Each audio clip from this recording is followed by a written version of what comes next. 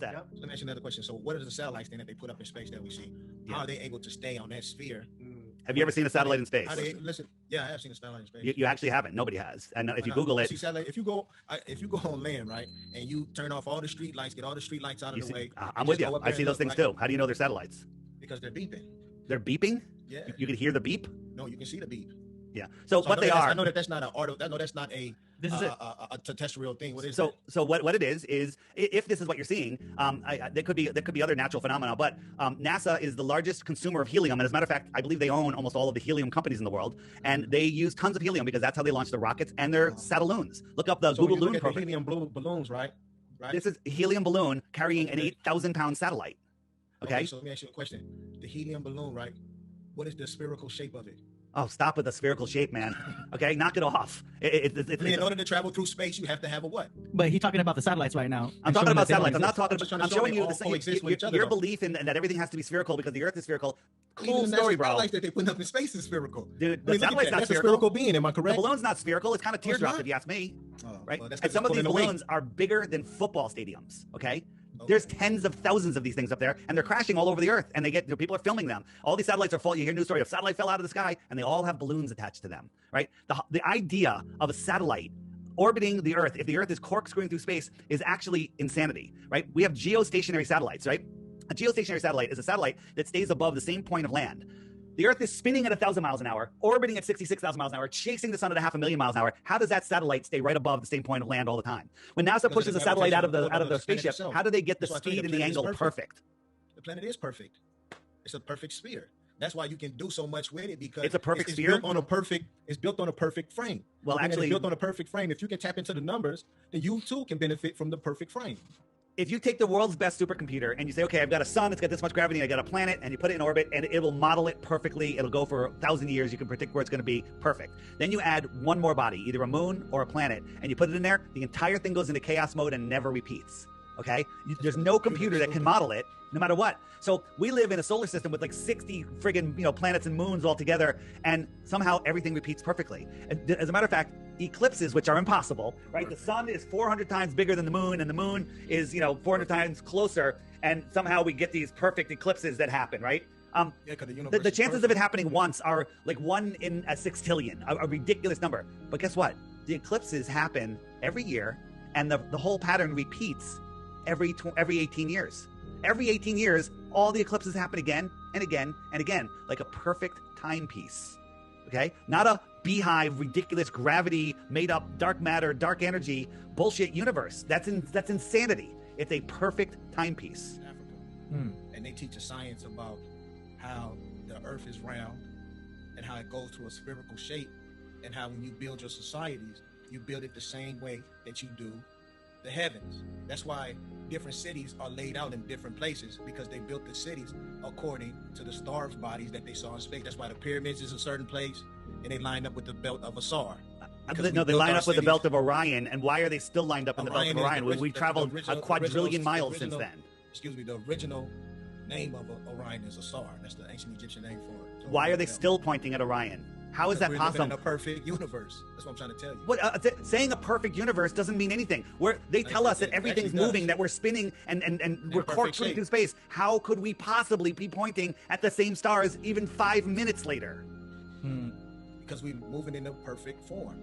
That doesn't mean anything. That's just a word you're using for it. Explain the perfect form. Model it. They can't model 3 bodies, let alone 100 billion bodies. If it's the certain part of the year that it's supposed to be on, then you're going to see the results of why the pyramids was built the way it was built, because they knew that we live in a perfect sphere world, and that this ball is going to turn around and hit at a certain angle. When it hits at that angle, you're going to be able to see actual science that the universe is in line with the pyramids. Or they knew that the stars are in a perfect circle above us, and they lined everything up perfectly because it makes perfect sense. I mean, to think that all of the stars in this beehive galaxy are actually modeling, are actually following and never move when they all have directions of their own. There's no way that they would be in the same spot. There's no way that we could look through the Georgia Guidestones and see the Polaris through that little hole. There's no way if we were moving. And it's there. It never moves. Your answer is because the solar system's a perfect system. That's ridiculous. That's childish. How's that ridiculous? Because you're just saying perfect. Guess what? It is perfect. But you can't explain how it's done. I can tell you how. I know tomorrow when you wake up in the morning, it's gonna be perfect. Because we're not moving, It's and a the perfect heavenly clock. bodies the heavenly lights are circling around us. Okay, so you don't think that those little light bulb things that you say the sun is, it wouldn't, because it's so small that it wouldn't fall off a trajectory?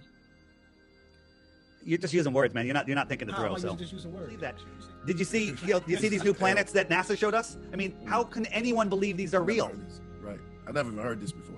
Wait, how can anyone believe these are real? Do you? I mean, NASA, it lies about everything. Do you think these are real planets? Yeah, I do. Yeah. Well, you're wrong because they're frying pan bottoms. They're the bottoms of frying pans. Okay. Yeah, if you put them like and making the image. I'm up there, showing make you look how like a easy Earth it or is to whatever. fool you. When the sun moves out towards the wall, which it's doing now, the light wraps around. So it kind of is light at the edge certain times of the year. Antarctica has 24 hours of light, but it doesn't have 24 hours of sun. Okay? When you can have daylight without being able to see the sun. As I showed you, in Antarctica, the sun is antarcing away from you. And when it goes around, it's the light in the dome wraps around. So you have Antarctica is all around the edge of this. And watch, boom, there's the light wrapping around. I just did it. I showed you that it works. It works with an outside sun being projected inside the dome. It works. And it matches the time and date. It matches reality. And on a ball, half of the ball would be lit, half of it would be dark, always. But it's not. It changes. Because the Earth is flat, we're within a dome, deal with it. If I call somebody in China, it's going to be dark over there. Are you not understanding? Look, it's dark in Australia, it's light over here. That's how it works. I can show you that same design on the globe, though. No, you can't. Yes, A I can. globe has to be half lit. No matter how you turn a globe or where you move the sun, it lights up exactly half of a globe. And we have, we have times of the year where this is when it's half, in March and in September. Other times of the year, it's not half. It's more than half and it's less than half. Okay? And that's impossible on a globe. No, it's not. Get a ball, get a light, and show me how you can light up less than half of the ball. Man, that's the whole science. They show you that all the time. You got a ball in here, right? No, we need a light. You need a dark room. You need one light, and then you'll see that no matter how you turn the ball, half of it's lit. You don't even need to test that. Use your brains. Just the ingredients. Use your brains. A ball, a single light can only be half lit. Exactly. And there's times of year, if you look at the day and night, time and date, we have less than half of it and then more than half of it. That's impossible on a ball. Well, let me ask you a question. Your cognitive dissonance is deep, man. Yeah, you're right. So let me ask you a question. How come in Alaska you have days where 24-hour sun? Maybe a whole month. Exactly. Oh my Lord, man! Are you not paying attention? But if the Earth, think about this: the Earth is spinning this way. The air is outrunning the spin of the Earth. It would lag back. If the Earth was spinning this way, it would lag back. But the Earth is outrunning the spin of the Earth. Outrunning the spin of the Earth. We're not moving. Doesn't the Earth spin on like an axle? Like this? Yeah. So if you put those winds on a globe, the Earth is spinning like this, and the winds out here are outrunning the spin of the Earth.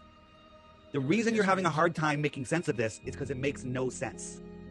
And you're absolutely correct about that. Because it doesn't. It still don't make no sense to me. Just being 100%. I'm explaining the globe model, dude. But it's all mind control. People, don't fall for it. Think for yourselves. You have common sense versus nonsense. They've tried to get you to trade in your common sense for nonsense.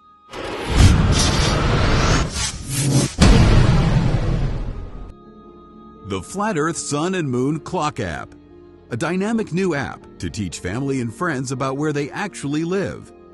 The sky is a perfect clock. The sun measures the hours and days. The moon measures the weeks and months. The star constellations measure the seasons and years. 12/12 or 24-hour clock face, or go hands-free. The Flat Earth Sun, Moon, and Zodiac Clock App with new added features. World Time. See what time it is all around the flat Earth. A true Earth compass that shows true navigation across and around the flat Earth plane. Weather. Tap for detailed local weather information. Know what phase and where the moon is at all times. Watch the sun travel between the tropics for the seasons. Select an amazing background. Add your own or have the app change it to a new one automatically every time you use the app. Add a countdown to your next big date. Learn the truth about our world with the featured video of the day. Web button for additional flat Earth related features, from the mythical curve calculator all the way to Tartaria. While talking to friends, easily pull up pictures that expose the globe lie and shine light on the flat Earth truth. Video playlists in different languages. See the real trade winds circling the flat Earth. And clean screen features. Simply click off the items you don't wish to see. The Flat Earth Sun, Moon, and Zodiac Clock app is the best tool to show your friends and strangers how our flat Earth actually works.